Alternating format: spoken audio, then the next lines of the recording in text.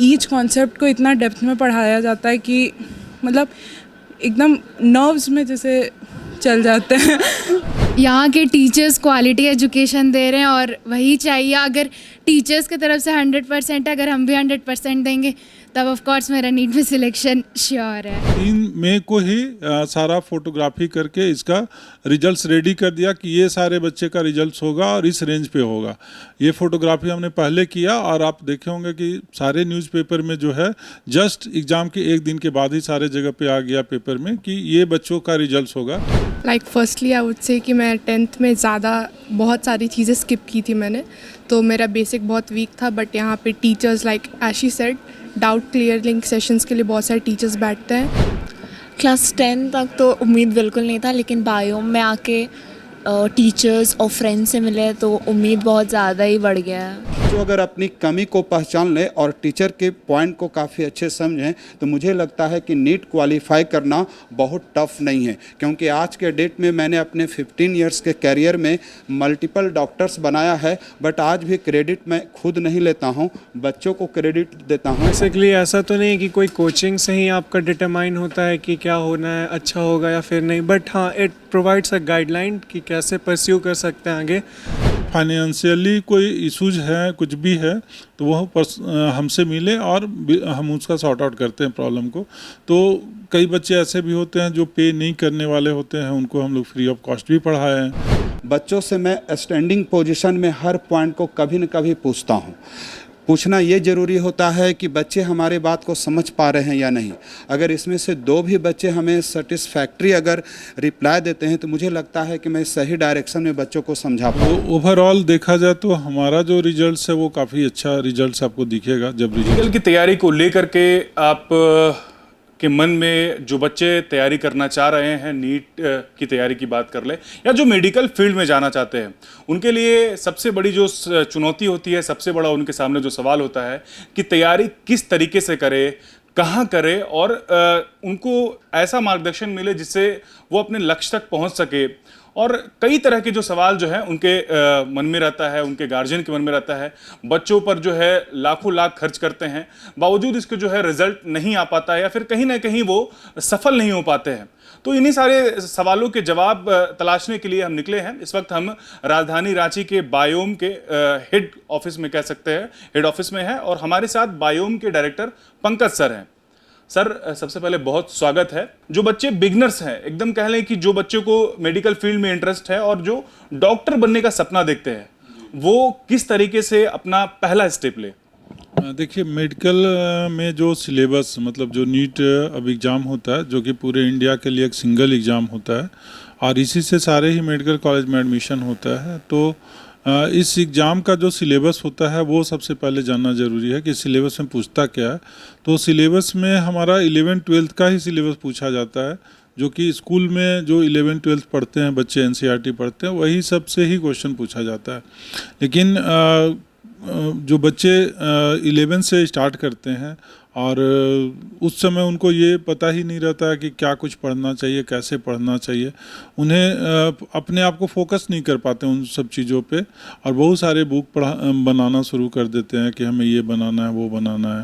लेकिन ऐसा कुछ भी नहीं है। वो एनसीईआरटी पे फोकस रहें, पूरी तरह से एनसीईआरटी पे कंसंट्रेट रहें, क्योंकि नीट के एग्ज़ाम में सिर्फ एनसीईआरटी से ही क्वेश्चन पूछा जाता है। और अगर कोई बच्चा 11th-12th अच्छे से करता है और अगर अच्छे से पढ़ाई करता है तो आराम से वो नीट जैसे एग्ज़ाम को क्रैक कर सकता है। सर, अभी हाल ही में नीट की परीक्षा हुई थी और कई बच्चों ने जो है भाग भी लिया। खास करके हम जिस जगह पर हैं, झारखंड, रांची की बात कर लें, इस बार आपके संस्था से बच्चों ने किस तरह से तैयारी की और कितने बच्चों ने जो है नीट में भाग लिया और इस बार का जो रिज़ल्ट है वो कैसा एक्सपेक्ट कर रहे हैं आप? देखिए, हमारे यहाँ पे बहुत सारे बैचेज होते हैं। जैसे 12th जो पास आउट बच्चे होते हैं, कुछ जो बच्चे इस बार 12th का एग्ज़ाम दिए वो बच्चे भी थे जो एग्ज़ाम दिए इस बार नीट का। तो ओवरऑल देखा जाए तो हमारा जो रिजल्ट्स है वो काफ़ी अच्छा रिजल्ट्स आपको दिखेगा जब रिजल्ट्स आएगा तो। और हमारा कुछ बैचेज, कुछ स्पेशल बैचेज होता है, जैसे हमारा एक रैंकर्स बैच होता है खास करके, और रेसर बैच होता है, जिसके बच्चे जो है वो 100% रिजल्ट्स ओरिएंटेड बैच होता है ये, और 99% बच्चे समझिए इससे रिजल्ट्स करते हैं। ये क्या पैमाना है? मुझे भी सुन करके बहुत आश्चर्य लगा कि आप लोग जो है रिजल्ट आने से पहले जो है बच्चों को चुन लिया करते हैं और वो रिजल्ट करते भी है। थोड़ा सा दर्शकों को इसके बारे में आप ब्रीफ करें।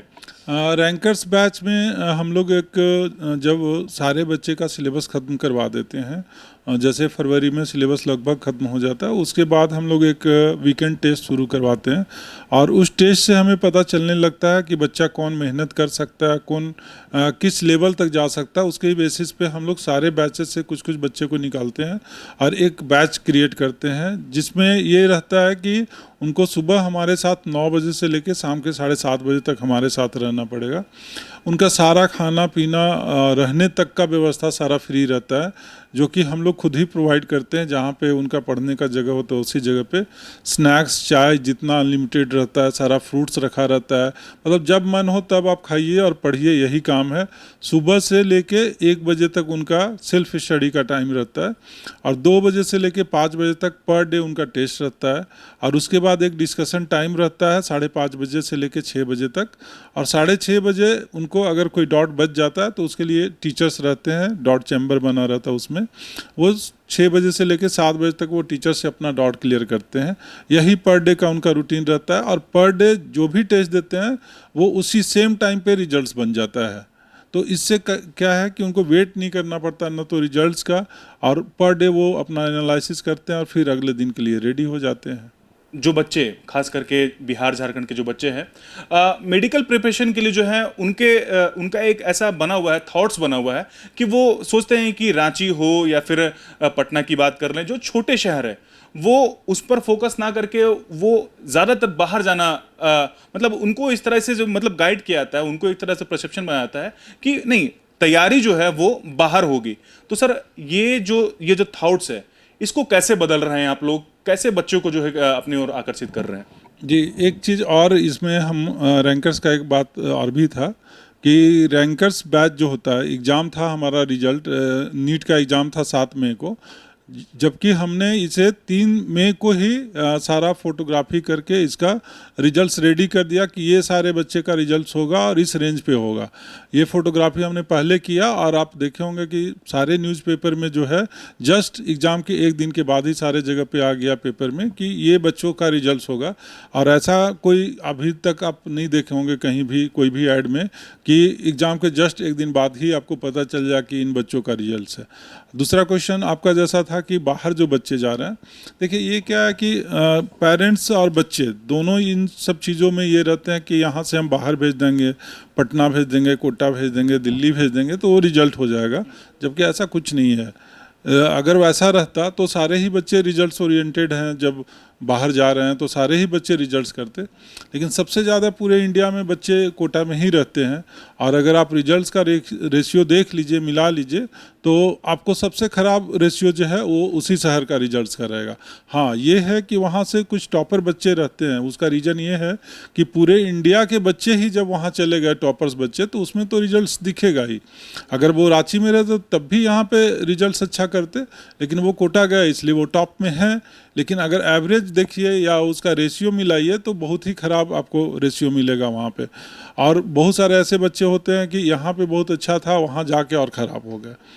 तो एक प्रॉपर जो गाइडलाइंस होता है ना, वो तो मिल जाएगा, लेकिन आज के बच्चे में ये क्या है कि वो पेरेंट्स से दूर जाना चाहते हैं। इस कारण से भी वो शहर चेंज करना चाहते हैं कि हम अभी तक तो पेरेंट्स के अंडर में रहे हैं, लेकिन आगे हमें अपना इंडिपेंडेंट रहना है। ये एक बड़ा कारण है बाहर जाने का। खास करके बात आती है पैसों की, तो वो भी आप लोगों के लिए एक बड़ा चुनौती रहता है। उनको किस तरीके से आप लोग कन्विंस करते हैं? वो लोग कैसे कन्विंस होते हैं, आप तक पहुंचते हैं? कैसे उन लोगों की तैयारी होती है आप?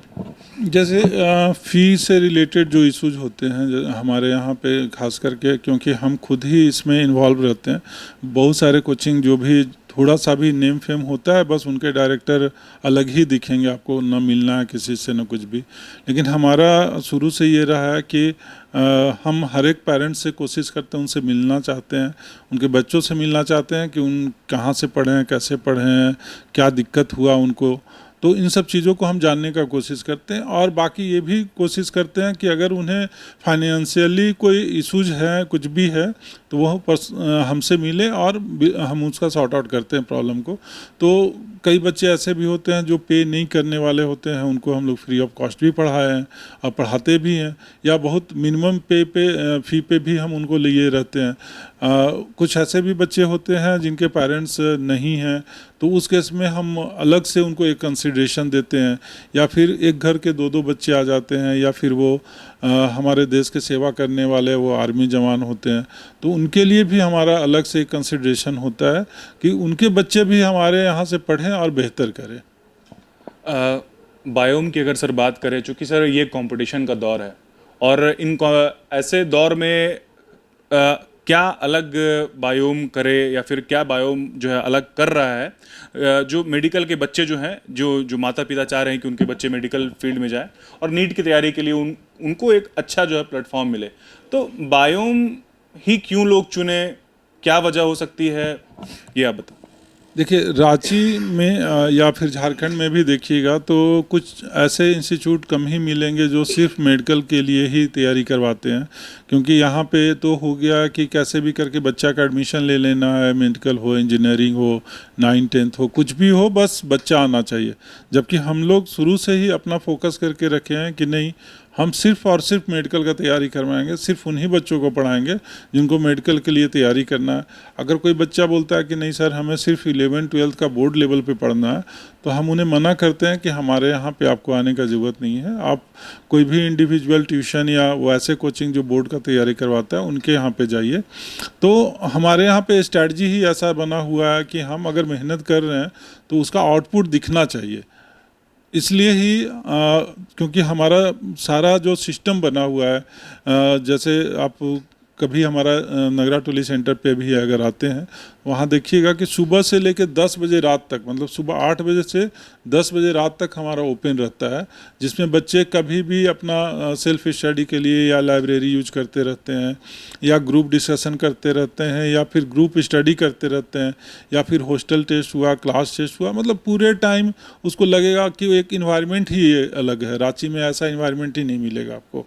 ये सबसे बड़ा कारण है हमारा रिजल्ट्स का। जैक बोर्ड से पढ़ाई कर रहे हैं या फिर जो झारखंड के सरकारी स्कूलों में बच्चे पढ़कर आगे निकल रहे हैं, लेकिन उन बच्चों में कई ऐसे बच्चे हैं जो वो काबिलियत रखते हैं, जो मेडिकल फील्ड की बात कर ले, जो मेडिकल फील्ड में आना चाहते हैं। ऐसे वो कई ऑप्शंस हो सकते हैं, चाहे वो इंजीनियरिंग की बात करें, लेकिन जो मेडिकल के फील्ड में जो है आना चाहते हैं और वो वाकई उन बच्चों में वो प्रतिभा होती है, तो उनके लिए आपके पास क्या ऑप्शंस हैं? देखिए, जैक बोर्ड के बच्चे में सिर्फ एक ही प्रॉब्लम है, मेहनती तो काफ़ी होते हैं, या फिर बिहार इंटरमीडिएट के जो बच्चे हो तो काफ़ी मेहनती होते हैं।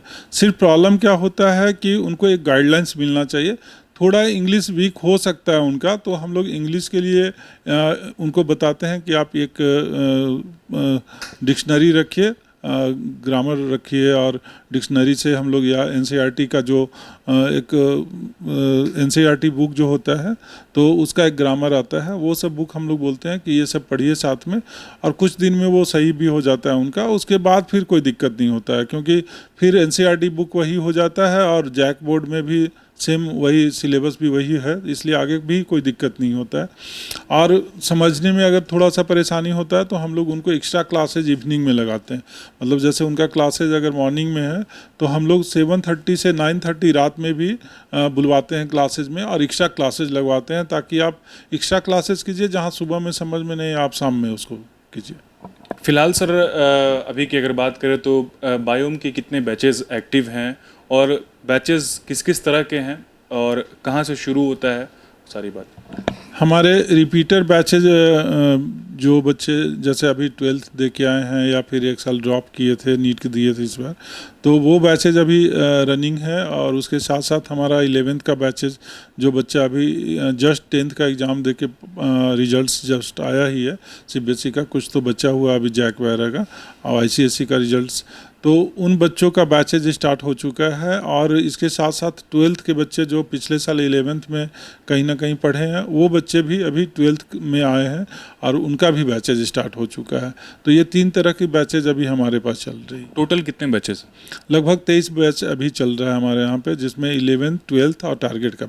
एक सवाल सर ये हम कहेंगे हमारे जहन में अभी भी आया, जब से सर आपने मतलब कि कह लें कि बायोम का जो सिलसिला शुरू हुआ तो कई ऐसे डॉक्टर हैं जो अभी कार्यरत हैं, तो क्या वो लोग आपसे मिलते हैं आकर के, बातचीत होती है आपकी, या फिर उनसे किसी तरह का मार्गदर्शन आप उनको दिया करते हैं?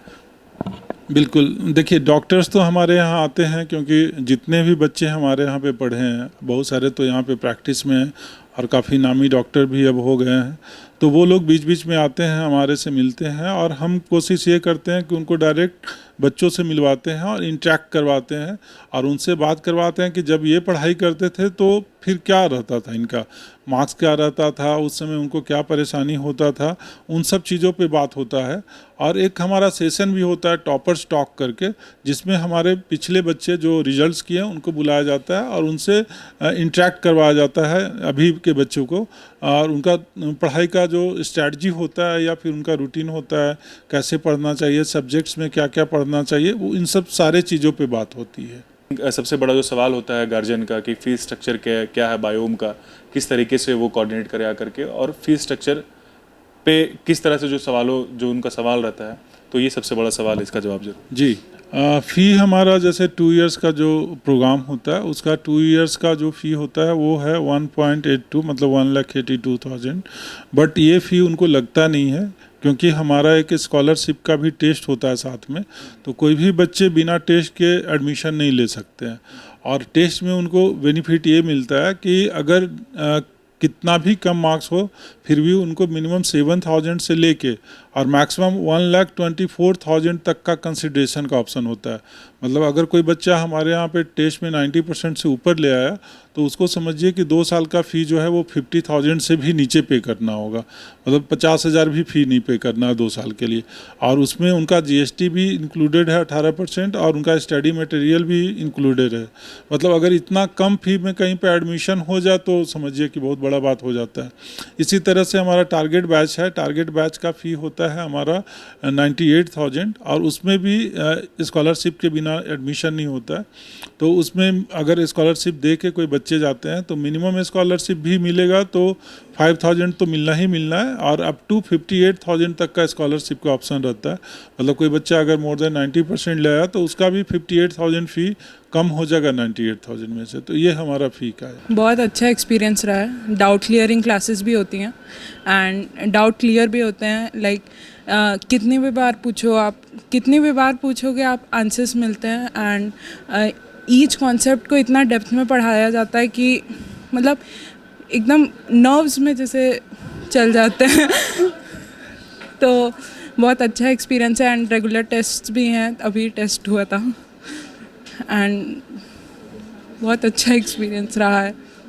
तैयारी किस लेवल से हो रही है, कितना डिसिप्लिन है, आप लोगों को जो टास्क दिया था आप लोगों को कितने प्रायोरिटी बेसिस पे करती हैं सारी बातें? सर ग्राउंड लेवल से पढ़ाई चालू होती है and to top most level पढ़ाया जाता है एंड राइट नाउ अभी तो लाइक हम लोग अभी जस्ट मूव किए हैं तो बेसिक्स भी चल रहे हैं अभी। लाइक किसी को अगर मतलब जो पुराने टाइम में प्रॉब्लम रही हैं वो इस टाइम मतलब कवर अप कर सकते हैं। ऐसा नहीं है कि मतलब पहले नहीं पढ़े तो अभी आपको एकदम प्रॉब्लम होगा। 10th में अगर थोड़ा सा फ्लक्चुएशन हुआ है तभी भी you can cover it up.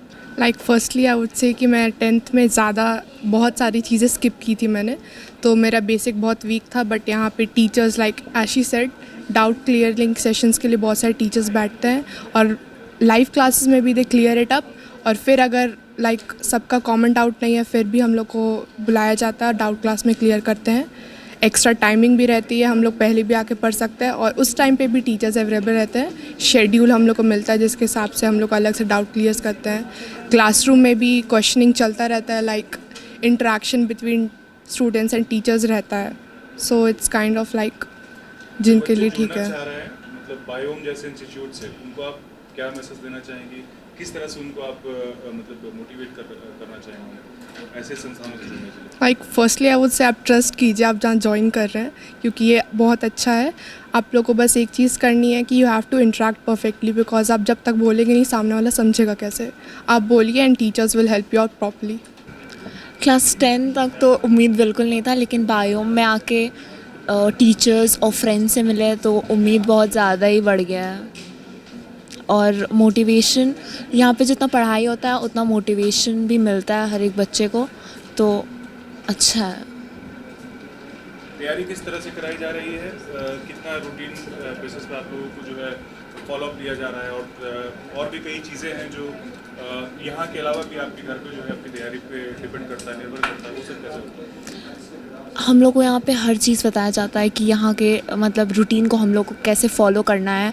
मतलब हम लोग को एकदम बेसिक से सिखाया जाता है, और रिवीजन तो बहुत इंपॉर्टेंट होता है। तो क्लासरूम में ही हम लोग को प्रैक्टिस भी कराया जाता है और फिर पढ़ाया भी जाता है, जिसको सिर्फ हम लोग को रिवाइज़ करना पड़ता है घर जाके, और हम लोग के लिए बहुत ईजी हो जाता है सिलेबस को कवर करना।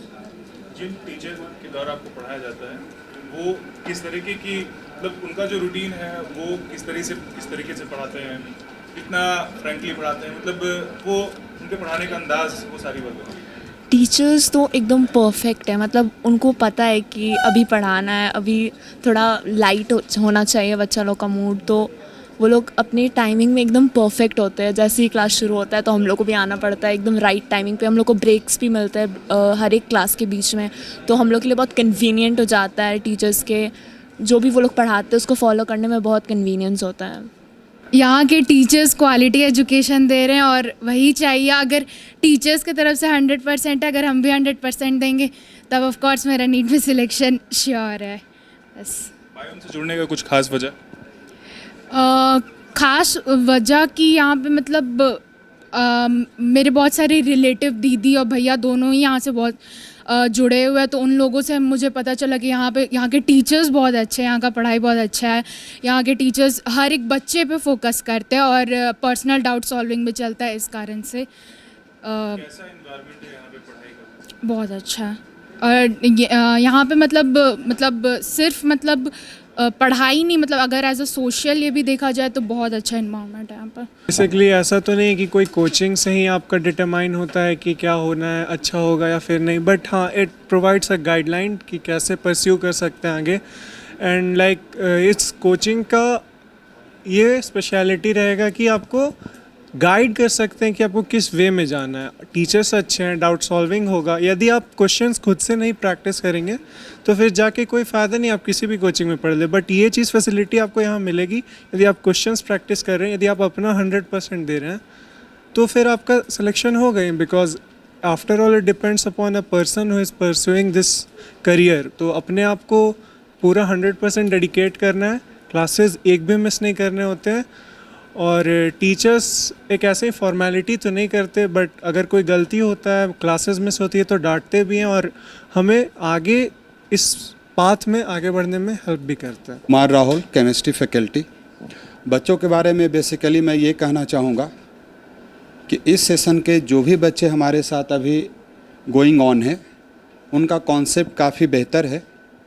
बच्चों को टाइम टू टाइम हम लोग कोशिश करते हैं उनके डाउट को क्लियर करें, और प्रैक्टिकली बच्चे इसका विटनेस हैं। हमारा डाउट सेशन 1:45 to 3 PM तक चलता है, जिसमें वैसे बच्चों को भी हम बुलाते हैं जिनका क्लास प्रोग्राम में किसी तरह का मिसकॉन्सेप्ट हो गया है, तो वो अपने कॉन्सेप्ट को पहले क्लियर करें। लेकिन देखिए, टीचर का ही टोटल रिस्पॉन्सिबिलिटी नहीं होता है, रिस्पॉन्सिबिलिटी हमारे साथ बच्चों का होता है। हम लोग तो 100% देना चाहते हैं, बट उनको एक्सेप्ट करना भी 100% है, और ये पॉसिबल तभी है जब वो घर पे काफ़ी मन से सेल्फ स्टडी करेंगे। सेकंड, बच्चों आजकल ये बच्चे के पास मल्टीपल कॉन्सेप्ट है, कहीं कहीं मूव करने का, कहीं कोई ऑनलाइन क्लास करते हैं, बट देखिए ऑफलाइन का कोई सब्स्टिट्यूट नहीं है, और टीचर का इंटरेक्शन एक जो लाइव होता है वो ऑनलाइन में पॉसिबल नहीं है।